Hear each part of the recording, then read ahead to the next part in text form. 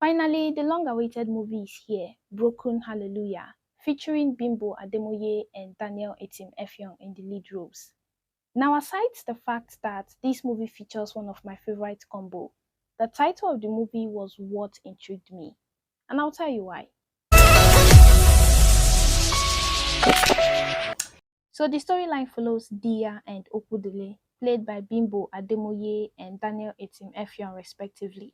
Two childhood sweethearts who later become a married couple that face adversity, where their faith and hope is put to the test due to the fact that they've been childless for years.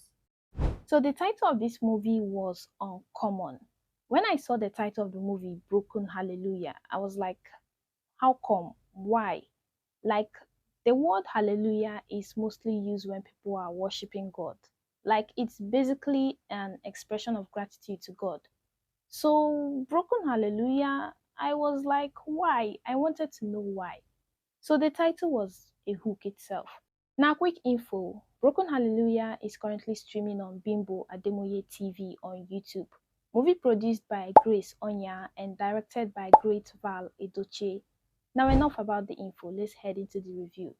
So the movie having a duration of 2 hours and 27 minutes. The duration was okay and the movie wasn't fast paced at all. The narrative progresses smoothly, just like how they started off with the character exposition, that is the backstory of the character Diya, where we have Bimbo Ademoye as the first person voiceover. That is to say, she narrates the story of her character Diya to us, the audience. And here, we, the audience, were able to hear the thoughts and feelings of Bimbo's character Diya. And that was good in creating a connection between us, the viewers, and Bimbo Ademoye's character Diya. Plus, it was edited in such a way that her voiceovers really matched her facial expressions really well. You know, one thing about Bimbo is that she doesn't just rush to produce whatever. She always takes her time with it. She doesn't rush to produce anything she likes just for the sake of making money or remaining consistent.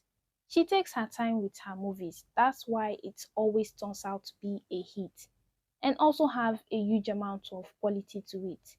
This is actually her first release of this year so far, to show you that she took her time in producing this movie. Shout out to Bimbo and her entire team. So the movie having romance as one of its genre, it features love between the childhood sweethearts Diya and Okwudili, which later resulted into marriage. Now I have to say something about Bimbo and Daniel Etim's on-screen chemistry. Honestly speaking, their on-screen chemistry is always natural. Take for instance, their dialogues together are always timed right. It's smooth, it's natural, and it doesn't feel scripted at all. I made a review on their previous movie together titled Here Comes the Bride. If you haven't seen it, please go check it out. Bimbo and Daniel Etim did a great job in creating a believable narrative here. And for Bimbo, you know that frustration and breaking point a woman has after trying every process to conceive a child but to no avail. She portrayed it really well. Her acting here was spectacular. She delivered as usual. My favorite character was actually Daniel Etim's character, Okwudili, although he nearly had a slight bad character dynamic, but good thing he was brought back to the right path. For me, it was the scene where he teared up while seeing the pain his wife was passing through. Honestly, Okwudili was a true definition of for better or worse. The on-screen connection here was really spectacular. Now, this movie reminded me of another faith-based movie titled The Word, which featured Chike Daniels and Bam Bam. I made a review on that. If you haven't seen it, go check it out because that movie had a similar narrative to this particular movie. Now, for the support roles, the movie featured our veteran actress Ebere Uche, who played the character of Okwudili's mom. Seeing her in this movie gave me this feeling of nostalgia. I enjoyed seeing her star in this movie. Now, honestly speaking, I was sort of expecting her character, being the mother-in-law, I was expecting her to rebuke her daughter-in-law, considering the fact that she had been finding it difficult in conceiving a child, just like what most mother-in-laws would do. Just like how most mother-in-laws might resort to finding a second wife for their son. But no, she was supportive of her daughter-in-law. although she went against her religion by consulting a native doctor for help. But good thing that she later realized her mistake. All mother-in-laws should be supportive the way Ebere Uche character was to her daughter-in-law. It's actually the first time I'm seeing a mother-in-law support her daughter-in-law because times like this, it seems like it's rare. Then as for other support roles like Eso Dike, who played the character of Dotun, Okwudili's partner. Yes, for a support role, he played his part well. His acting was really good. But I couldn't help but wonder why someone like Okwudili, who had morals and was active in his spiritual life, would end up partnering and befriending someone with loose morals like Dotun. Why? What did you expect from someone like that? Now, the movie explores the themes of love, faith, hope, marriage, adversity, and many more. Now, for the faith aspect, I love the fact that there were scenes at the church, considering that this was a faith based movie. And this was one flaw that the Nigerian movie, The Word, had. I made mention of it in my review of the movie. You can't produce a faith based movie and not have any scenes at the church. It would just make it seem unrealistic. And there was also the thing about Guardian Angel.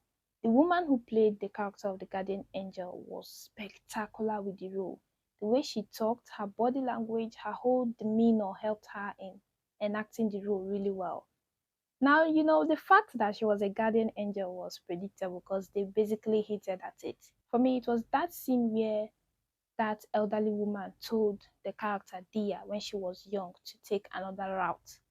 Something about the way she said it and the way the camera angle was fishy. So the fact that she was a guardian angel was predictable. And gosh, I've heard most stories about people having an encounter with an angel or a guardian angel. Now let me ask you, have you had an encounter with a guardian angel before, or do you know someone that has had that encounter before? If so, what was the experience like? What impact did it have on your life? If you've had that encounter, or if you know someone that had the encounter, please let me know what the person's experience was in the comments below. Now, the narrative of the movie was really good, although it's not a new storyline and it was sort of predictable, but the movie was directed really well. Shout out to Great-Val Edochie for directing the movie, and shout out to Bimbo Ademoye for the story. Plus, the soundtracks were really nice. It complemented the movie a lot. Then when it comes to the cinematography, it was praiseworthy, spectacular. It captured the whole essence of this movie.